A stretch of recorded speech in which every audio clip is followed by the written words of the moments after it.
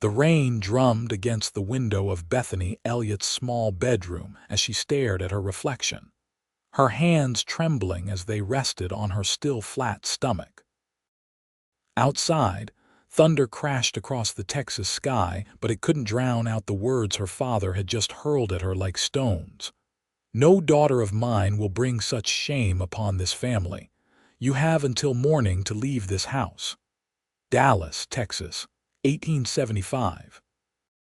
The world was changing beyond the borders of this proud town, but some things remained steadfast as stone: the unforgiving nature of society toward a woman carrying a child with no husband to claim it.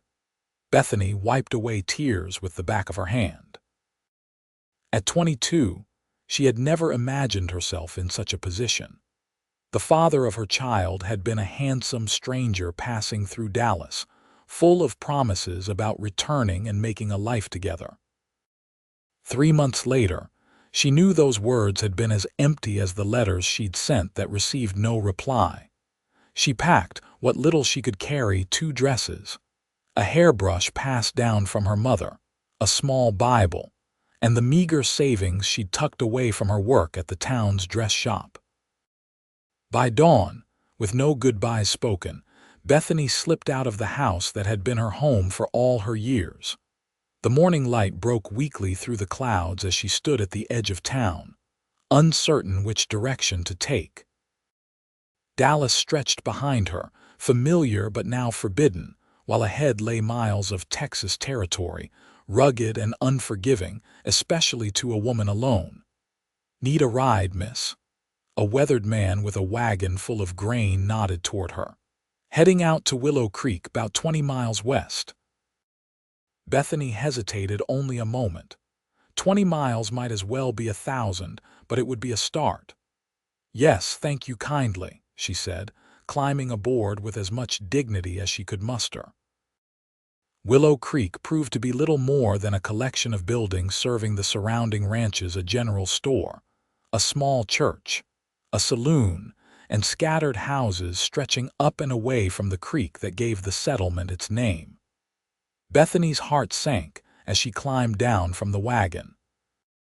"Good luck to you," the farmer said, tipping his hat before urging his horses onward, leaving Bethany standing in the dusty street, alone once more. For 2 days, she took shelter in the church, sleeping on a hard pew at night and wandering the small town by day, inquiring about work. The look she received told her that news traveled fast, or perhaps her circumstances were simply written on her face.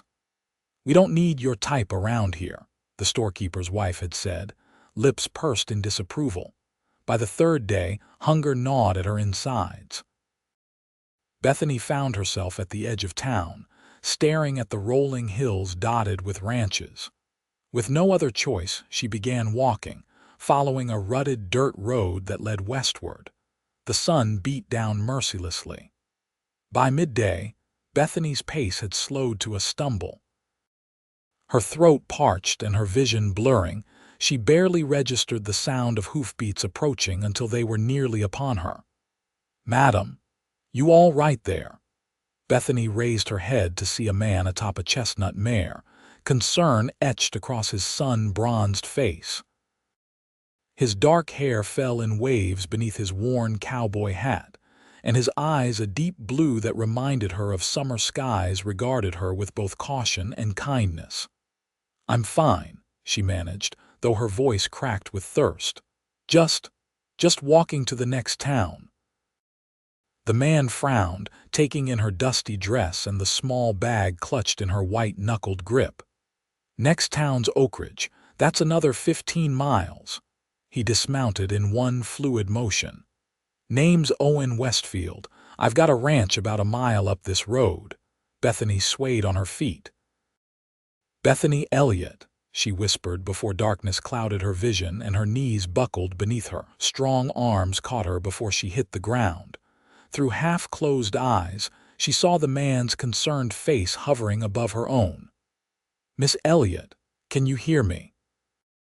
She tried to nod, but the world spun around her. The last thing she felt was being lifted onto his horse before consciousness slipped away entirely. When Bethany awoke, she was lying on a bed in a sparsely furnished but clean room. A cool cloth rested on her forehead, and the sound of a fire crackling nearby reached her ears. She tried to sit up, panic rising in her chest at the unfamiliar surroundings. "Easy now," came a deep voice, and Owen Westfield stepped into view carrying a cup of water. "You're safe. This is my place." Bethany accepted the water with shaking hands. "I'm sorry to trouble you, Mr. Westfield. I'll be on my way as soon as you're in no condition to be going anywhere," he interrupted firmly.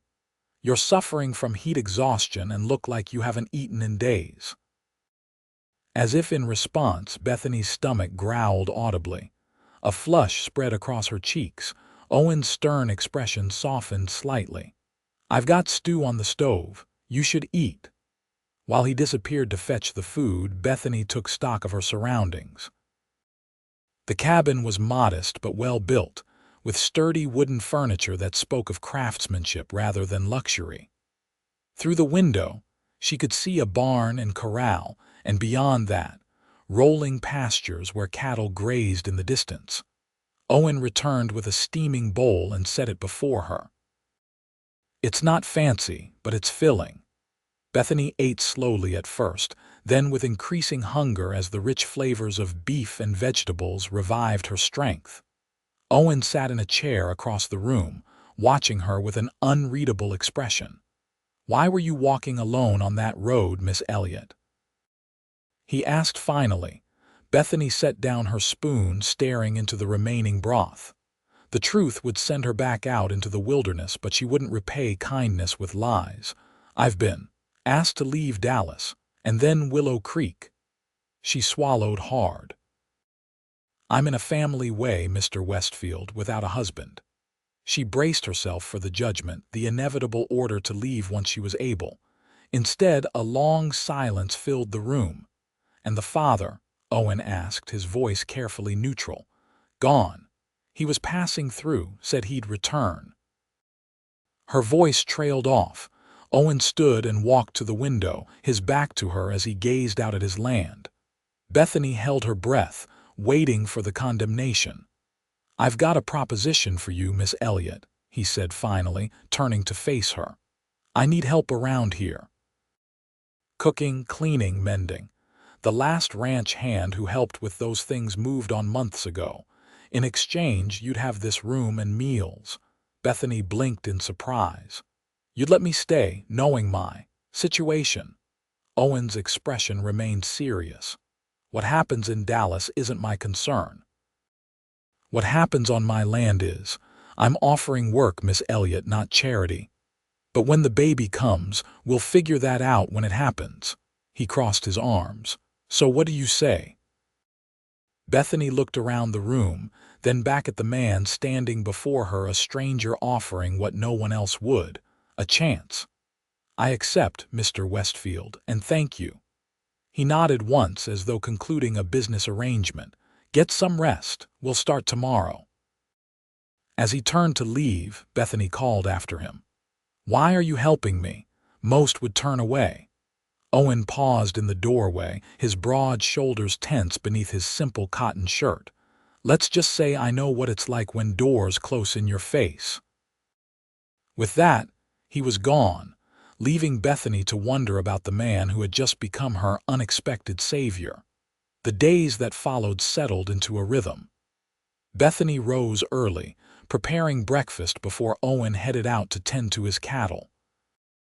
The ranch wasn't large by Texas standards, about 100 head of longhorns. Owen had told her, but it was enough to keep one man busy from sunup to sundown.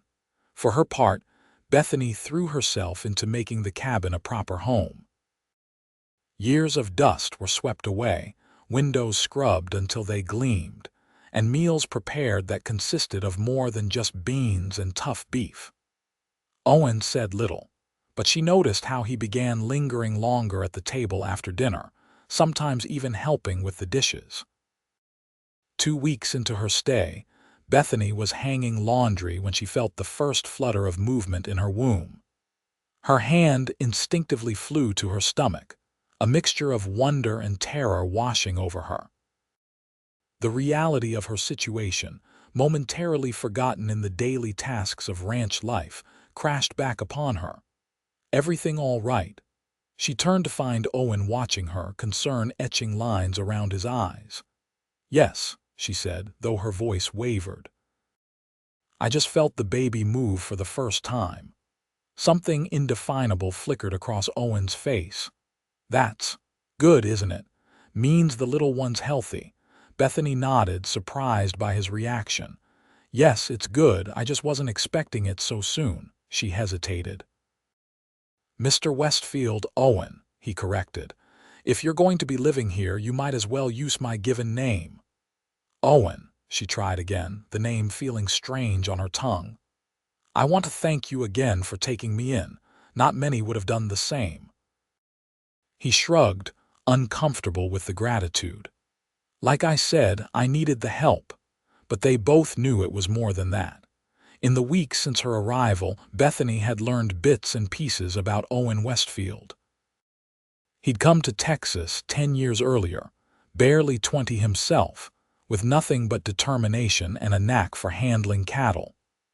Through hard work and shrewd dealings, he'd built his modest spread, but it had left little time for socializing. The nearest neighbors were 5 miles away and trips to town were infrequent. Still, Bethany persisted, it was kind. Owen tugged his hat lower over his eyes. Kindness has nothing to do with it. I've just got sense enough to recognize a good worker when I see one. With that, he turned and strode back toward the corral, effectively ending the conversation. As summer deepened into autumn, Bethany's condition became more pronounced. Her dresses strained at the seams, requiring adjustments that she made in the evening by lamplight. Owen never commented on her changing shape, but she often caught him watching her with an expression she couldn't quite decipher. One evening in late September, a storm blew in from the west, fierce and sudden.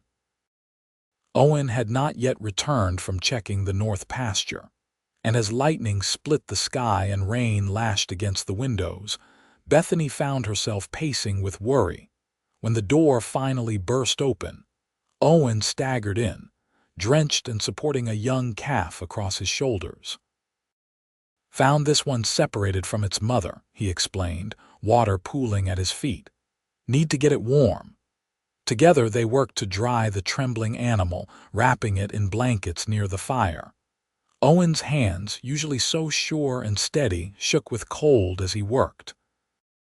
You're freezing, Bethany said, concern overriding propriety as she helped him out of his sodden coat. You need to get out of these wet clothes before you catch your death. For once, Owen didn't argue. While he changed in his bedroom, Bethany heated water for coffee and laid out his warmest sweater by the fire to warm it. When he emerged, dressed in dry clothes but still shivering, she pressed the steaming mug into his hands. Sit, she ordered, gesturing to the chair closest to the fire. To her surprise, he complied without protest, sinking into the chair with a weariness that spoke of more than just physical exhaustion. Bethany draped a blanket over his shoulders, her fingers brushing against his neck. She felt him stiffen at the contact, then gradually relax. That calf would have died if you hadn't found it, she said softly. Owen's gaze remained on the fire. Lot of things die out here. It's the way of things. Not when someone cares enough to prevent it. He looked up then, meeting her eyes with an intensity that made her breath catch. Is that what you think I'm doing with you? Preventing something from dying, the question hung in the air between them, heavy with implications neither was ready to voice. I think, Bethany said carefully, that you're a good man who doesn't like to admit it. A ghost of a smile touched his lips. Don't go spreading that rumor around. I've got a reputation to maintain. The tension broken. They sat in comfortable silence, listening to the storm rage outside while the rescued calf slept peacefully by the hearth. As October painted the surrounding hills with gold and crimson, Bethany's thoughts turned increasingly to the future. Her child would arrive with the winter, and though Owen had not rescinded his offer of shelter, she couldn't help but wonder what would happen when a crying infant disrupted the quiet routine they had established. One crisp afternoon, while Owen mended a fence near the house, Bethany brought him water and found the courage to voice her concerns. "I've been thinking," she began, handing him the ladle, "about what happens after the baby comes." Owen wiped his mouth with the back of his hand, his expression guarded. "What about it? I know a baby will change things around here. The noise, the extra work." She twisted her hands in her apron. "If you'd prefer I find somewhere else, is that what you want?" He interrupted, his voice sharper than she'd expected. "To leave? No," the word burst from her with surprising force. "No, I don't want to leave, but I need to know if I will still be welcome here." Owen set down his hammer with deliberate care.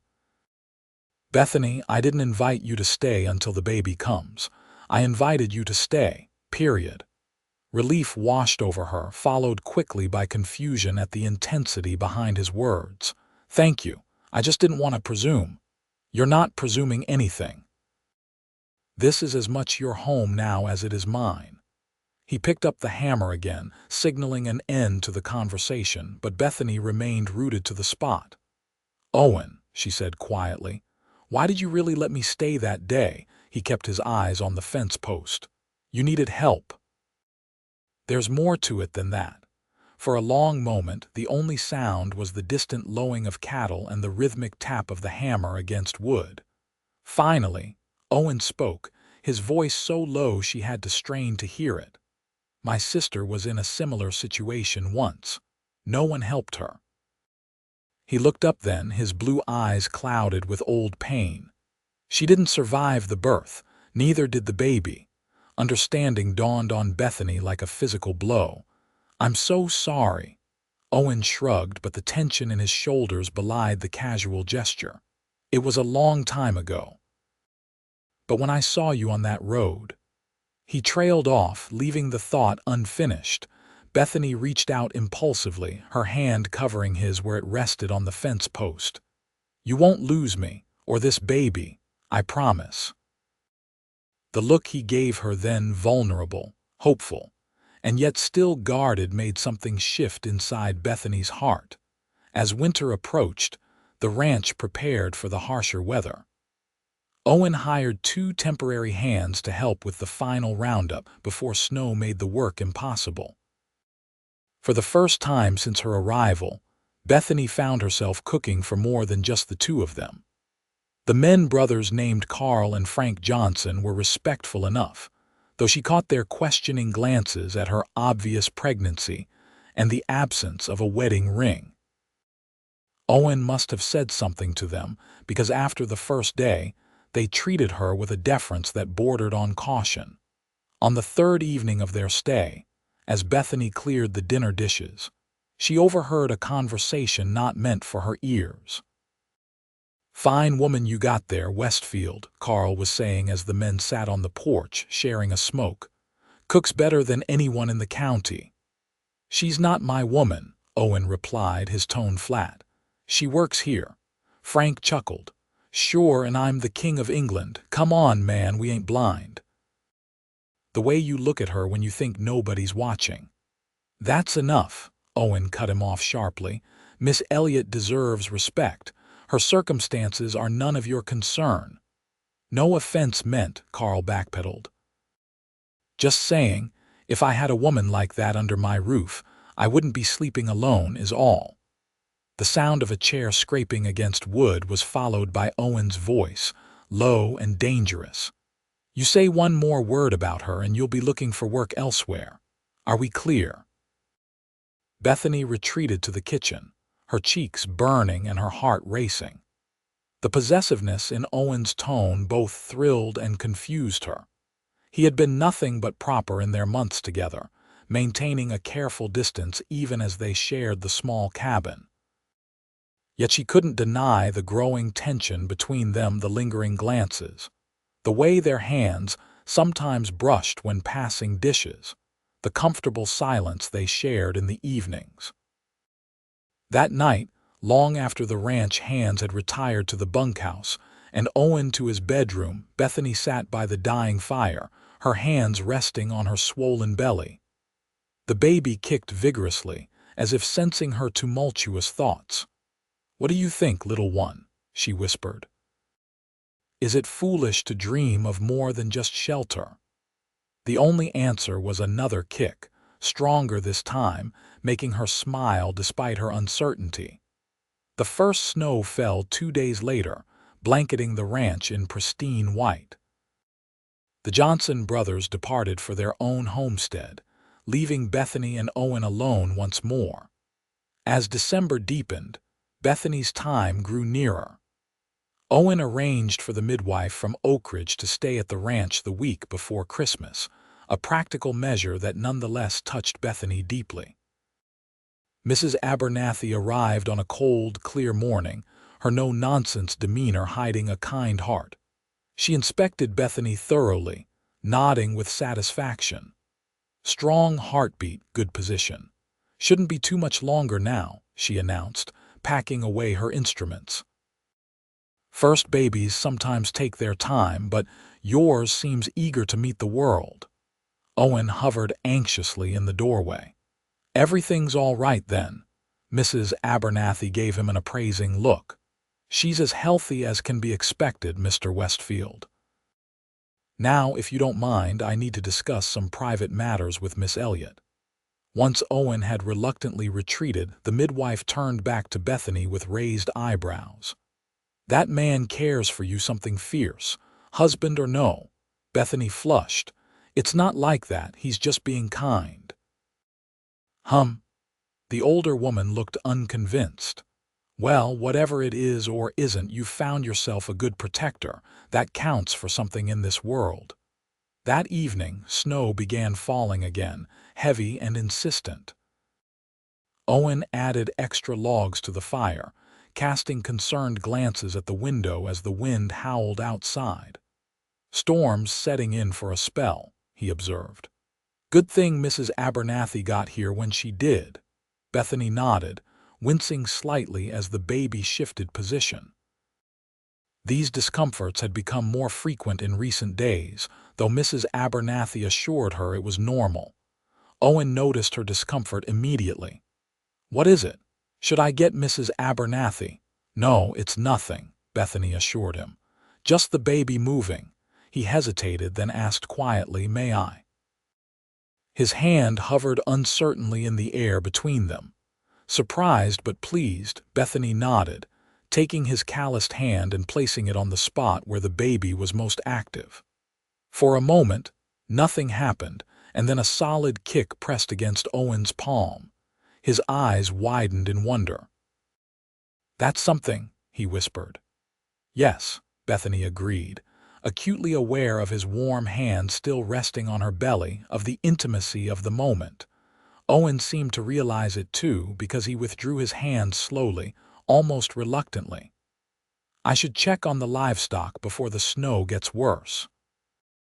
As he donned his heavy coat and gloves, Bethany called after him. "Owen, thank you for everything." He paused at the door, looking back at her with an expression that made her heart skip. "You don't need to thank me, Bethany, not ever." The door closed behind him, and Bethany was left with the curious feeling that something fundamental had shifted between them, like ice breaking on a frozen river. The labor pains began just after midnight, 3 days before Christmas. At first, Bethany tried to bear them silently, not wanting to wake the household, but as they intensified, a particularly sharp contraction forced a cry from her lips. Mrs. Abernathy was at her side within moments, her experienced hands checking Bethany's condition. "The baby's coming, child." "Earlier than I expected, but babies keep their own schedule." Owen appeared in the doorway, hair disheveled and eyes wild with concern. "What can I do?" "Boil water," the midwife instructed. "Lots of it, and bring clean towels." The next hours passed in a blur of pain for Bethany. Through it all, she was dimly aware of Owen's presence, not in the room, as propriety forbade it, but just outside the door, a silent sentinel. When Mrs. Abernathy called for fresh towels, he appeared instantly, his face pale with worry as he handed them over without looking directly at Bethany. Later, when she cried out particularly loudly, she heard him pacing like a caged animal, his boots wearing a path in the wooden floor. As dawn broke on December 22nd, 1875, Bethany's son entered the world with a lusty cry that seemed to fill the entire cabin. Mrs. Abernathy cleaned and swaddled the infant before placing him in his exhausted mother's arms. "A fine, healthy boy," the midwife announced, her stern face softened with a rare smile. "You did well, Miss Elliott." Bethany gazed down at her son's tiny face, overwhelmed by a love so fierce it took her breath away. His eyes, still unfocused, were a deep blue that reminded her of someone else's gaze. "You can come in now, Mr. Westfield," Mrs. Abernathy called, after ensuring Bethany was properly covered. Owen entered cautiously, his tall frame seeming uncertain in the small space. His eyes went immediately to the bundle in Bethany's arms, widening with something akin to awe. "Would you like to meet him?" Bethany asked softly. Owen approached the bed slowly, as if afraid he might somehow break the fragile new life with his presence. When Bethany carefully transferred the baby to his arms, he held the infant with surprising confidence. "He's perfect," Owen whispered, a finger gently tracing the baby's cheek. "Have you chosen a name?" Bethany had thought long and hard about this moment. "Benjamin," she said. "Benjamin Thomas Elliott." She hesitated, then added, "After your father." Owen's head snapped up, his expression one of shock. "How did you know my father's name was Thomas?" "You mentioned it once when you were telling me about the ranch. You said he would have been proud of what you built here." She smiled tentatively. "I hope you don't mind." For a moment, Owen seemed unable to speak. Then, still cradling the baby, he sat carefully on the edge of the bed. "I don't mind," he said, his voice rough with emotion. "It's a fine name." As Mrs. Abernathy discreetly left the room to give them privacy, Owen returned Benjamin to his mother's arms. His hand lingered for a moment on the blanket, then moved to cover Bethany's fingers where they cradled her son. "I was scared," he admitted quietly. "When I heard you crying out, I thought. I remembered my sister. I couldn't bear it if—" He broke off, unable to finish the thought. Bethany turned her hand beneath his, threading their fingers together. "I kept my promise," she said simply. "We're both still here." The week that followed was one of adjustment as Bethany and Owen learned to navigate their new reality with a newborn in the house. Mrs. Abernathy stayed through Christmas, offering guidance and support before departing with promises to return in the spring to check on mother and child. To Bethany's surprise, Owen took to fatherhood with natural ease, despite his initial awkwardness. He seemed fascinated by Benjamin's tiny features and would sit for long periods just watching the baby sleep. When Benjamin cried in the night, Owen was often the first to respond, bringing the infant to Bethany for feeding, then walking the floor with him afterward until he settled.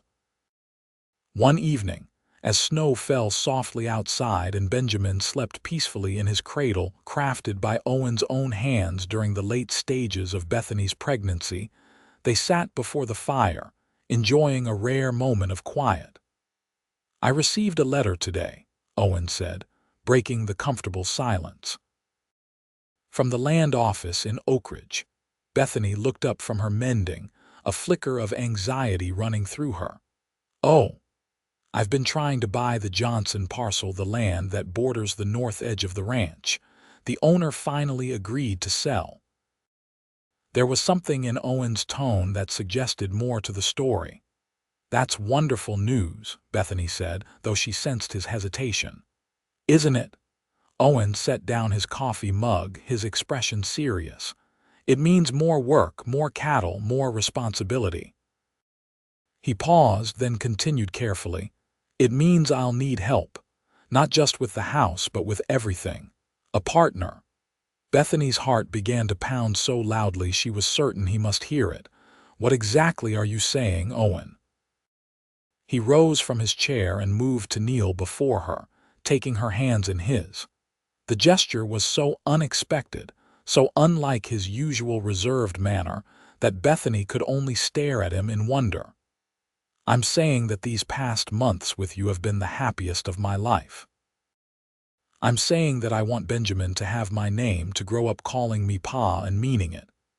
His blue eyes were earnest as they searched her face. "I'm asking if you would consider becoming my wife, Bethany Elliott." Joy bubbled up inside her, threatening to overflow. "You want to marry me? Even knowing my past?"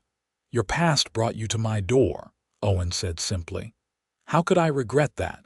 And if I'm being honest, I think I've been falling in love with you since the moment I found you on that road." Tears spilled onto Bethany's cheeks. "And I've loved you since you took in that half-drowned calf during the storm," she confessed. "Yes, Owen Westfield. Yes, I will marry you." He leaned forward then, one hand cupping her cheek as he kissed her with a tenderness that spoke of promises kept and a future unfolding before them. When they parted, both were smiling through tears. "There's something else," Owen said, reaching into his pocket. "I've been saving this, waiting for the right moment." He withdrew a simple gold band. "It was my mother's. I'd be honored if you'd wear it." As he slipped the ring onto her finger, Bethany felt as though her heart might burst with happiness. From his cradle, Benjamin stirred and let out a small cry, as if sensing the momentous change in his world. Owen laughed.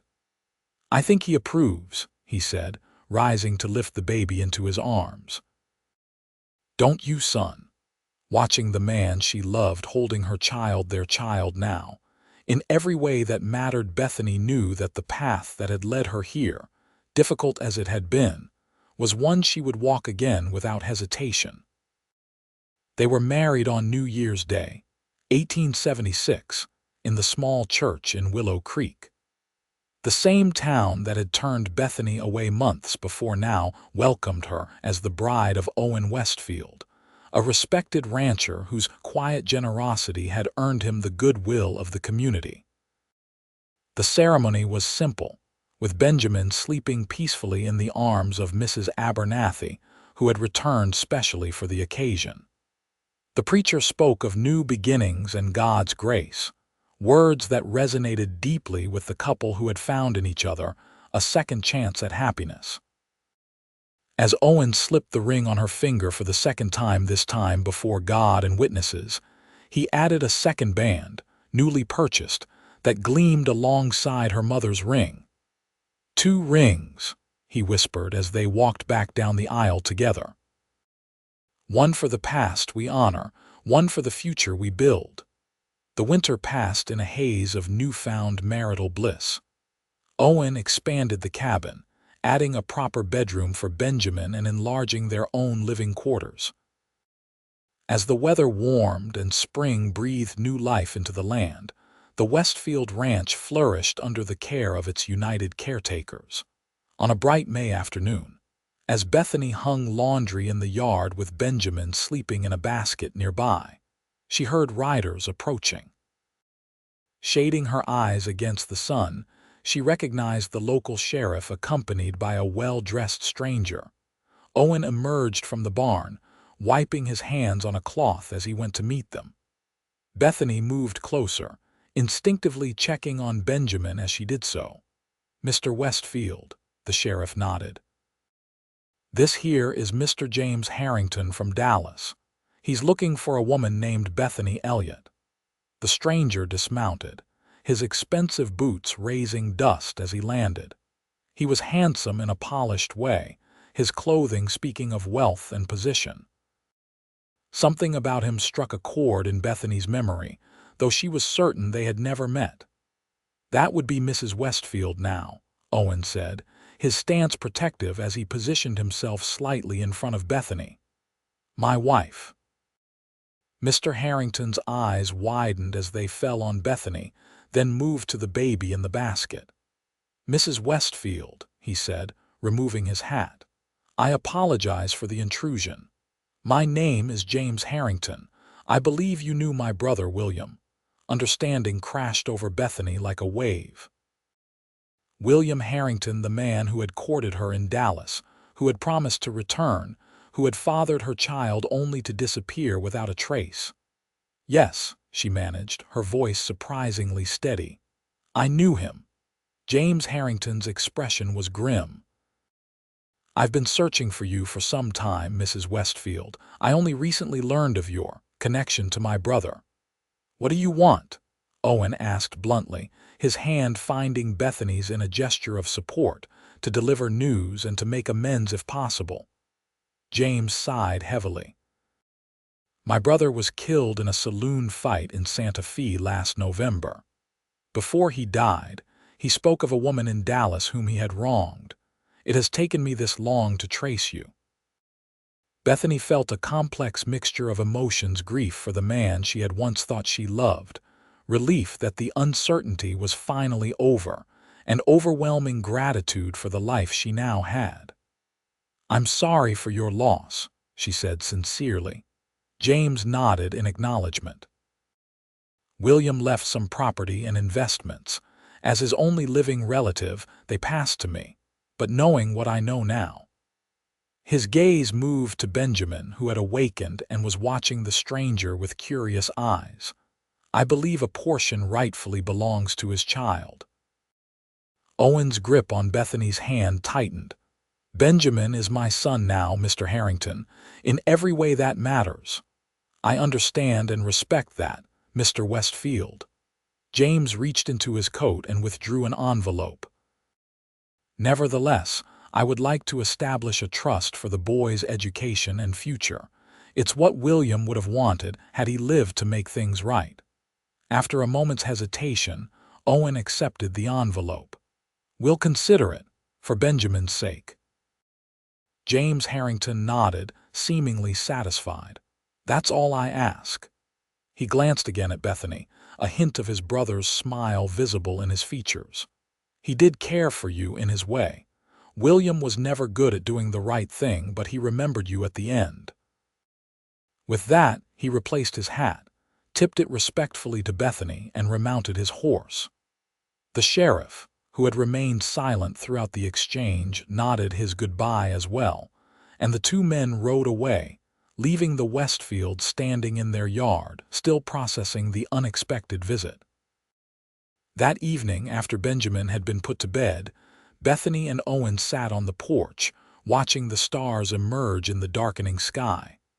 The envelope lay unopened between them on the small table. "Are you all right?" Owen asked, his voice gentle in the gathering dusk.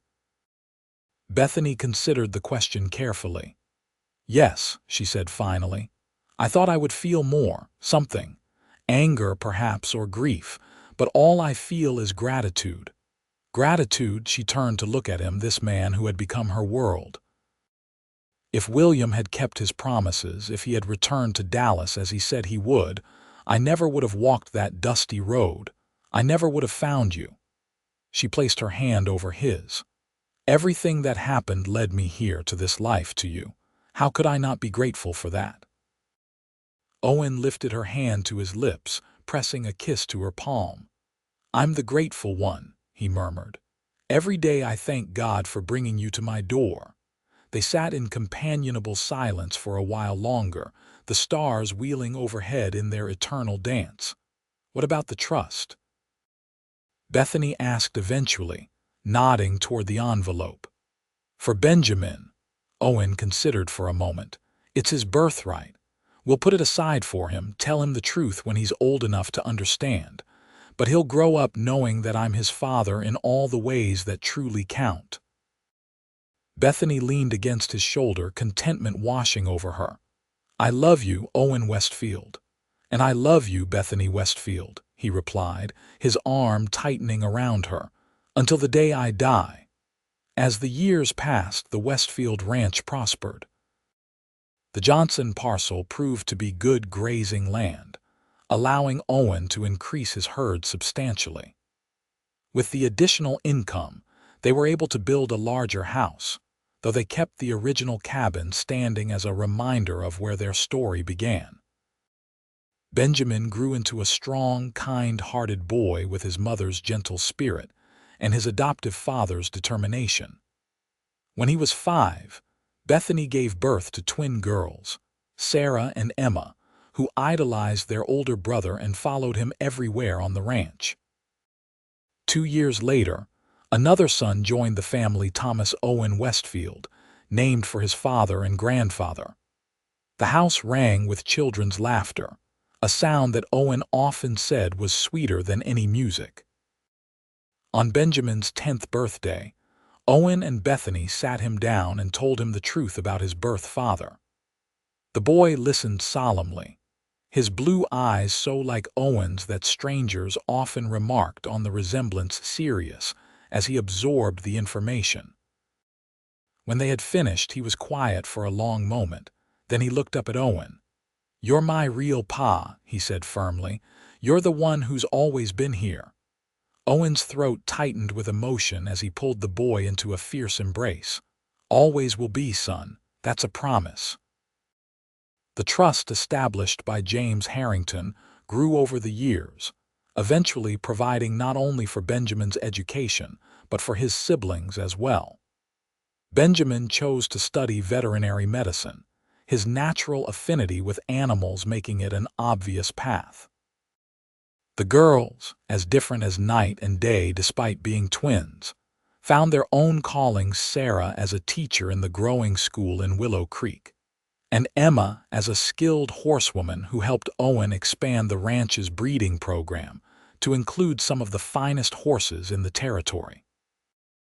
Young Thomas, to no one's surprise, wanted nothing more than to follow in his father's footsteps, learning the cattle business from the ground up.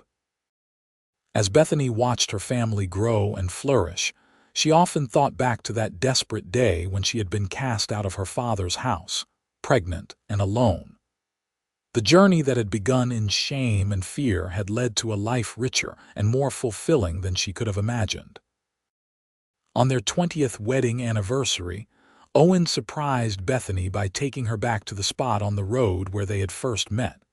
A small stone marker now stood there, placed by Owen's own hands. "What's this?" Bethany asked, touching the smooth surface of the stone, which bore a simple inscription. "Beginnings January 1, 1876. "A reminder," Owen said, his hair now streaked with silver but his blue eyes as clear and loving as ever. "Of the day our real life began." Bethany smiled up at him, the years falling away as she remembered the young woman she had been and the cowboy who had opened his door and his heart to her. "Stay," he had said, offering shelter when the world had turned its back. And she had stayed, finding in his strength and quiet love the home she had always sought. As the Texas sun began its descent toward the horizon, Owen took his wife's hand, and together they walked back toward the ranch, back toward the life they had built together, one day at a time. "No regrets?" he asked, a question he still posed occasionally, as if to reassure himself that the happiness they had found was real and lasting. Bethany squeezed his hand, her heart as full as it had been on their wedding day. "Not a single one," she answered truthfully. "Every step led me to you. How could I regret the path that brought me home?" Owen's smile, still capable of making her heart skip after all these years, was all the response she needed. Together, they continued toward the house where their children waited, toward the future they would face as they had faced everything since that fateful day on a dusty Texas road side by side, bound by a love that had begun with a simple word, stay, and she had. Forever.